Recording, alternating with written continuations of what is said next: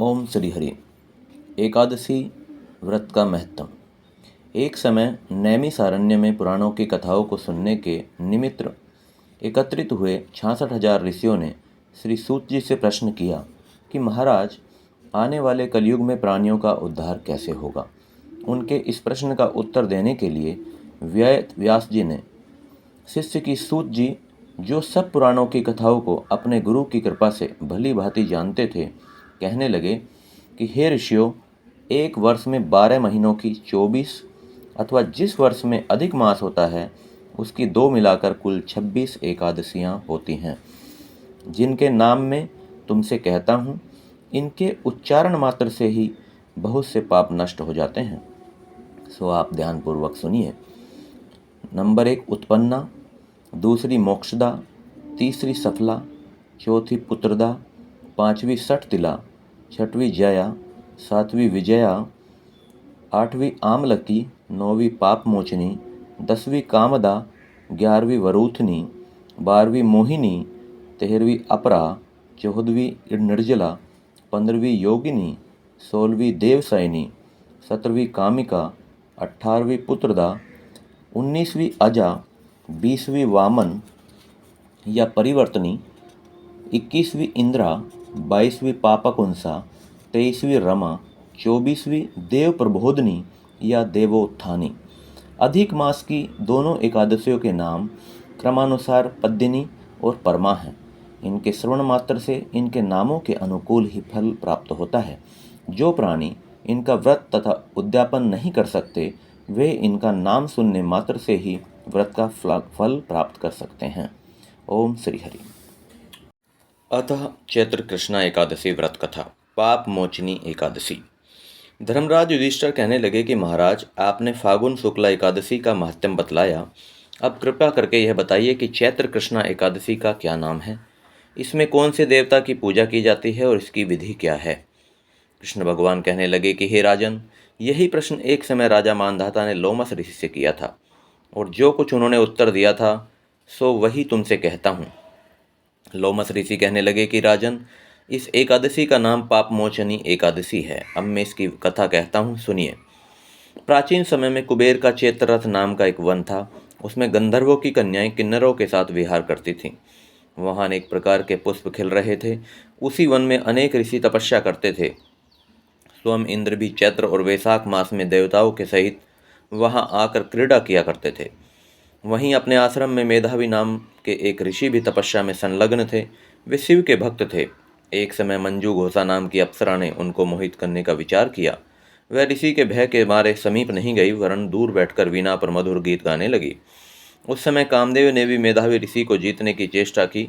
उन्होंने उस सुंदर अप्सरा के भ्रू को धनुष, कटाक्ष की डोरी, नेत्रों को धनुष की लचक, कूचों को कुरी बनाकर मंजू घोषा को सेनापति बनाया। उस समय मेधावी ऋषि भी युवा और हष्टपुष्ट थे, साथ ही यज्ञोपवीत तथा दंड धारण किए हुए थे।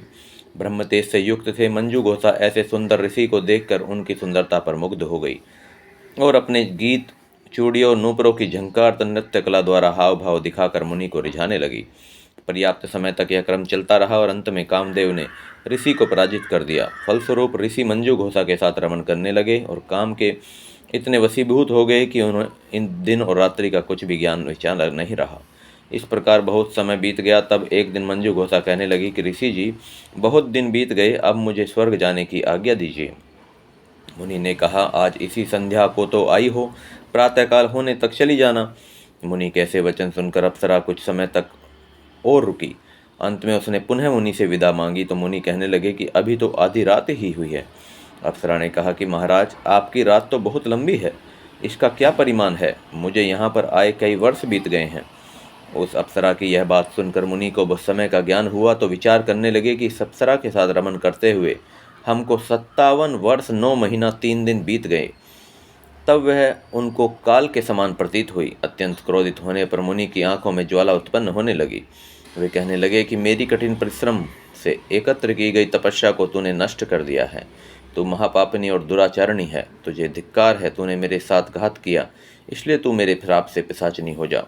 मुनि के श्राप से मंजू घोषा तक्षण पिशाचिनी हो गई और भयभीत होकर मुनि से प्रार्थना करने लगी कि महाराज, इस श्राप का किस प्रकार निवारण होगा। अप्सरा के ऐसे दीन वचन सुनकर मुनि बोले कि हे दुष्टे, यद्यपि तूने मेरा बहुत अनिष्ट किया है, परंतु फिर भी मैं तुझे श्राप से छूटने का उपाय बतलाता हूँ। चैत्र मास के कृष्ण पक्ष की एकादशी का नाम पाप मोचनी है और यह सब प्रकार के पापों का नाश करने वाली है। उसका व्रत करने से पिशाच योनि से मुक्ति हो जाएगी। ऐसा कहकर मेधावी ऋषि अपने पिता च्यवन ऋषि के आश्रम में चले गए।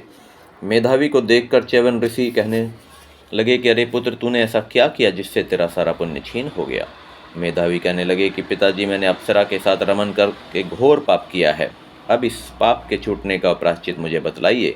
तब च्यवन ऋषि कहने लगे कि हे पुत्र, चैत्र मास के कृष्ण पक्ष के पाप मोचनी एकादशी का व्रत करने से सब पापों का नाश हो जाता है, इसलिए इस व्रत को करो। पिता की आज्ञा पाकर मेधावी ऋषि ने भी इस व्रत को किया, जिससे उनके सब पाप नष्ट हो गए और वे पवित्र हो गए। उधर मंजू घोषा भी व्रत के प्रभाव से पिशाच योनि से छूटकर दिव्य देह धारण करके स्वर्ग को चली गई। लोमस ऋषि कहने लगे कि हे राजन, पाप मोचनी एकादशी के व्रत को करने से सब पाप नष्ट हो जाते हैं। इस कथा को पढ़ने या सुनने से 5000 गौदान का फल प्राप्त होता है। व्रत से ब्रह्म हत्या, गर्भपात, बाल हत्या, सुरापान, स्त्री से प्रसंग आदि सब पाप नष्ट हो जाते हैं। बोलो श्री हरि विष्णु भगवान की जय। जगदीश हरे स्वामी, जय जगदीश हरे। भक्त जनों के संकट क्षण में दूर करे। ओम जय जगदीश हरे। जो ध्यावे फल पावे, दुख विन से मन का। सुख संपत्ति घर आवे, कष्ट मिटे तन का। ओम जय जगदीश हरे। मात पिता तुम मेरे, शरण गहूँ मैं किसकी। तुम बिन और न दूजा, प्रभु बिन और न दूजा। आस करूं मैं जिसकी। ओम जय जगदीश हरे। तुम पूरन परमात्मा, तुम अंतर्यामी। पार ब्रह्म परमेश्वर, तुम सबके स्वामी। ओम जय जगदीश हरे। तुम करुणा के सागर, तुम पालन करता। मैं मूरख फल कामी, मैं सेवक तुम स्वामी। कृपा करो भरता।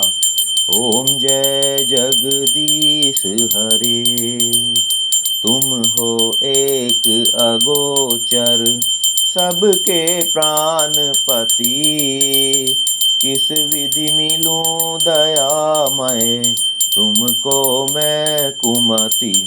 ओम जय जगदीश हरे। दीन बंधु दुख हरता, तुम ठाकुर मेरे। अपने हाथ उठाओ, द्वार पड़ा तेरे।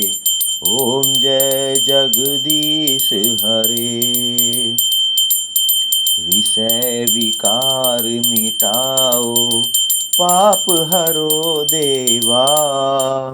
श्रद्धा भक्ति बढ़ाओ, संतन की सेवा। ओम जय जगदीश हरे। ओम जय जगदीश हरे। स्वामी जय जगदीश हरे। भक्त जनों के संकट क्षण में दूर कर। ओम जय